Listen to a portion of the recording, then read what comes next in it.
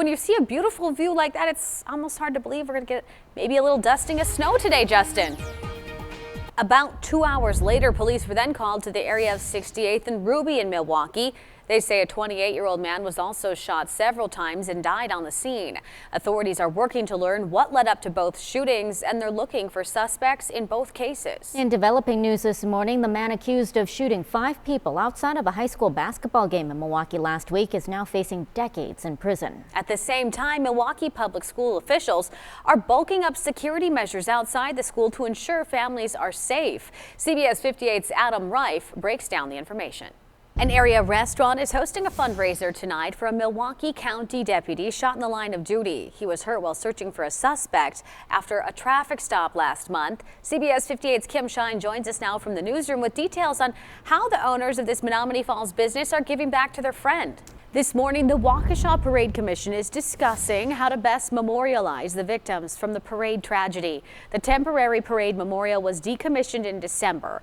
Then the Parade Commission approved the creation of a more permanent memorial in January. A member of the Parade Commission says more meetings will be held to get public input. What we're looking for is the city and people here to express their idea of what a memorial is. And with that, then fundraise to see what we can do to develop those memorials. Is it one memorial? Is it a series of memorials? Is it youth generated? Is it adult generated? We really don't know. We're waiting for the community to tell us.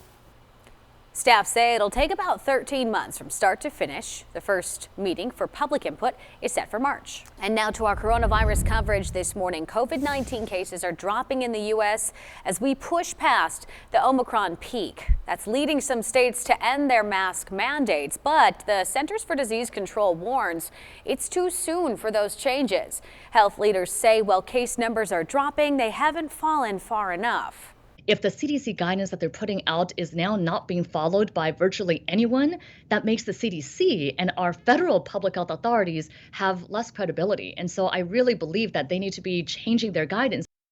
Republican-led states are less likely to have mask mandates in place. Some conservative governors prohibit such requirements. In less than a week, voters will narrow the Milwaukee mayoral race from 7 candidates to 2.